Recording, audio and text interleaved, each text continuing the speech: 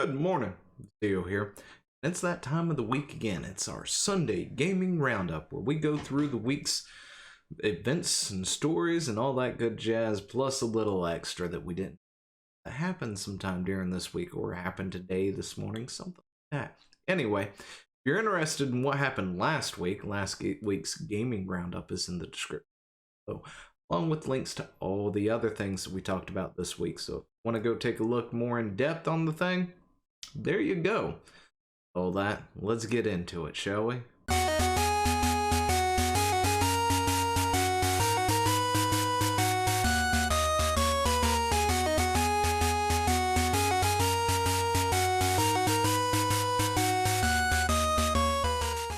So we started the week off doing something slightly different. Instead of going over nerd news, we decided to talk about a nerdy creator, gaming creator, something like that. I don't really know what to classify PewDiePie is. Anyway, it's not normal for me to normally talk about other people. Sometimes I do, but we wanted to talk about this specifically about a possible PewDiePie leaving the platform of YouTube and going to BitChute. Yeah, to BitChute. Anyway, I'm getting my PewDiePie and BitChute mixed up. It's weird. Anyway, but yeah, so we did talk about that and the implications that could be. We've seen, like, say for instance, Ninja moved from Twitch to Mixer, what exactly that did, which wasn't a whole lot, to be totally honest, because Twitch is still going on strong, although Mixer did get a good out of it, and pretty much probably would be the same if PewDiePie decided to just drop YouTube together and go over to BitChute. But we did discuss that and a few other things. So there was that. We did that on Monday, of course, but after that we got straight into the and one I really wanted to talk about, this one here. We did a pseudo review of sorts of the demo for Final Fantasy VII Remake. I went ahead and I played through the entire demo right before I had to rush off to work, but didn't get a chance to sit down and talk about it at that point in time. So when I got home that night, I naturally had to record and talk about the demo itself over here. But yeah, if you want to take a look at that, I did have some pretty nice things to say about it, as well as a few things that I felt that I was a bit more critical on about how they were doing things, of course. And I don't know, it might be just because it's a demo that is that way, but it may not be. So I did want it to air that out a little bit. Of course, there are still a few things that still bug me, like the fact that there are essential summons that are DLC that you get when you pre-ordered the game, or ordered the deluxe version or something. You get like 3 of them. Pre-order, you get like a Chocomog or something, which I think is just a basic normal your first summon, if I remember correctly, that you normally would get in the game. Maybe not. It's one of them anyway. One of the first few summons that you actually get. To see it considered a DLC really, really worries me, of course, still. But yeah, if you want to go take a look at that, go look at it. We talked about it pretty well in depth for about 20 minutes. I did use this gameplay from somebody else's channel, which of course is also linked in the description of that video for if you want to go take a look at that. Welcome to. After that, we talked about GeForce Now. Gosh, this really steamed me up yesterday, be specifically. I mean, I was already kind of ticked off about this whole fiasco of developers pulling out. GeForce Now came out of beta and nobody had a problem with it while it was in beta, and then suddenly they're charging $5 for the service after it comes out of beta, and everybody's like, "Whoa, wait a second, you can't stream our games through here." And I can't really figure it out. I want to say it's probably a little bit of both, but it's probably greed when you're talking about developers like Activision and Bethesda, and then complete and pure ignorance on what the service is when you're talking about the company who did the Lone Dark. Just looking at their tweets when they were talking about how, the developers and stuff should really know where their games are at and being, placed on and stuff like that, as if GeForce Now is selling their game, which is why I say it's got to be ignorance on some of the people, and that's fine. If you're ignorant to what GeForce Now is as a developer, I strongly suggest getting educated. If you don't want to go get educated and you happen to have stumbled upon this, I'll simply explain it really simple. It's a PC rental. That's it. Nothing more, nothing less. It is it's remote play.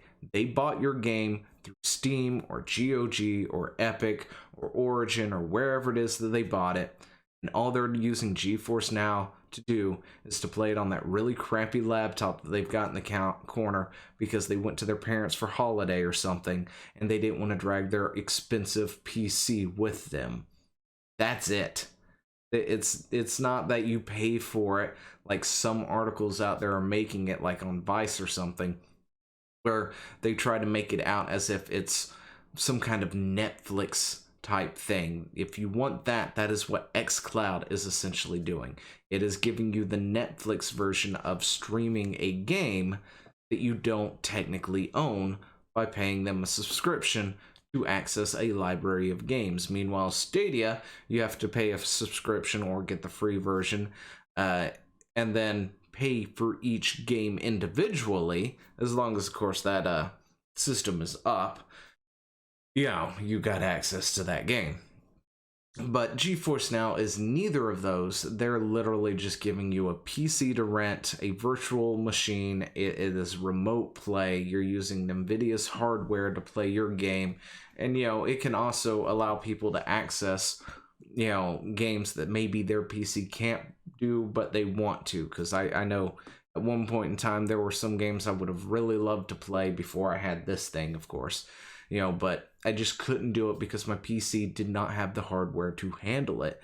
But if I had something like this, I could then still buy the game, play it using that system, that service, and be able to play my game just fine. And then when I finally updated my PC or whatever, then I could just play it regular on there, and then I could go play it while I'm elsewhere, whether it's, on my phone or something else. And it's an amazing service, but unfortunately, it's getting killed off little by little by all these developers who are just removing their games from the compatibility list of being able to play on it. So from there, we talked about GOG.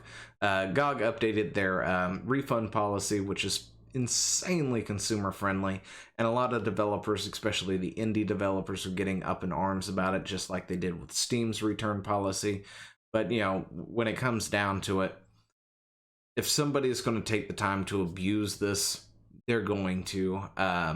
But most likely, people are already pirating your game, and they're not even going to attempt to do it this way to begin with. Just putting it out there. Because GOG uses DRM-free versions of games, so generally you can pirate a free copy of that through torrent sites and stuff if you really, really, really don't want to pay for the game. There's ways around it, and I'm sure they've put stopgaps in place to keep you from, refunding a bunch of things. If they notice suddenly you've refunded like 10, 20 games, or, you've been refunding a game each week or whatever it is, they'll probably put a stop to that. Just like Steam does. I mean, they'll log it if you've been refunding things, playing an hour and a half of everything, and then just kept refunding. They'll stop that. But anyway, we talked about that for a bit. And then we talked about E3. E3 2020 has lost another major company, and not just any company this time. It's not like Microsoft or something. They lost the company that's in charge of essentially overhauling and designing the event of E3 itself. So they lost.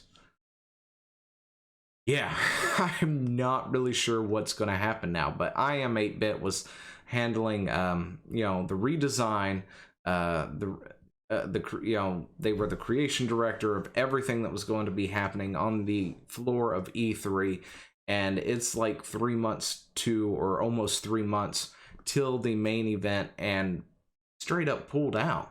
And then of course there are some concerns of a particular virus that apparently has hit and started to spread. So I'm sure you know what that is by now. If not, you might want to go look up a beer name. Yeah, because I'm not sure if I can actually say that on YouTube. I'm pretty sure I can't say its name. So, without getting dinged somehow, some way. But, yeah, so that's a thing. Then we talked about Warcraft 3 Reforged, first big event, being plagued with disconnects, and how they had to revert to the classic thing, the classic graphics just to get through the game, and how Thorzan pretty much got his win stolen. When you were in a favorable position in the first 2 games, and both of them disconnect, it's really hard to come back from that, especially when your opponent now knows what you were up to. Because they're going to play around that, and if you can't think of another strategy on the fly or a good enough one to compete with what they've got, and you're talking about competing against the best, like I think it is the best player, Moon from this community, disconnects, you don't want them. Seriously, you don't want them. And they're not the only ones apparently suffering with disconnects, because we're going to talk about that later as well. Maybe not today, but Tuesday or something. But anyway, for our extra news today, we're going back to GeForce. 2K Games is the latest publisher to remove games from NVIDIA's streaming service. Seriously, guys, stop this. Like, NVIDIA GeForce is insanely consumer friendly. It's cheap. It allows you to play your games wherever, you want to put the service onto, and you're good to go.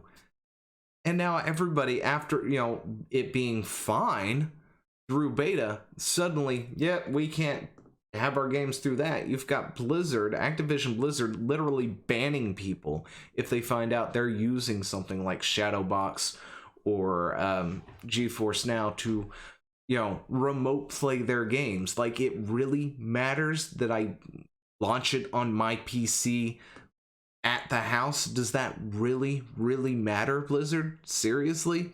Is it that big of a deal? Anyway, but last month, NVIDIA's gaming service, GeForce Now, came out of beta officially, and since then, numerous publishers have pulled their games from the service. Activision, Blizzard, Bethesda, and Hinterland Games have already pulled titles from the service. Now, NVIDIA confirms 2K Games is also out. Per the publisher's request, please be advised that 2K game titles will be removed from GeForce Now today.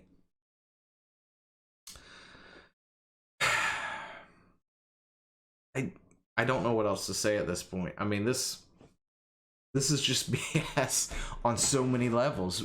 Why? What is the point? There is no point for them to pull out. This isn't GeForce Now is saying, hey, give us $5 or $8 or whatever the cost is, right? And we're going to give you access to every 2K game, Borderlands, this, that, and the other, with your subscription. No, your subscription is to rent a flippin' PC, for crying out loud. Oh, really makes me want to rant, and I mean rant. So what are the game list? The list of games that are not going to be allowed on GeForce Now because the publisher has decided to be a complete D-bag. BioShock 2 Remastered, BioShock Infinite, BioShock Remastered, Borderlands 2, Borderlands 3, Borderlands Game of the Year Enhanced, Borderlands the Prequel, Mafia 3, NBA 2K Playground 2, NBA 2K17, NBA 2K18, NBA 2K19, Sid Meier's Civilization... Wait, are you kidding me? Wait. Is Civilizations a 2K game? Yeah, I did not know that. I'm sorry. I love Civilizations. Don't know what I'm doing in them, but I love playing the game. Had no idea it was a 2K game. No idea how I did not know that. Anyway, Civilizations 5, Civilization 6. Wait. What?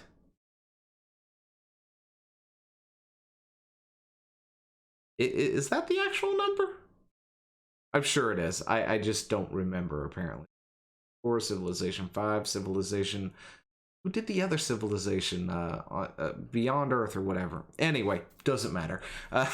The Darkness 2, the Golf Club 2019 featuring PGA Tour. Woo!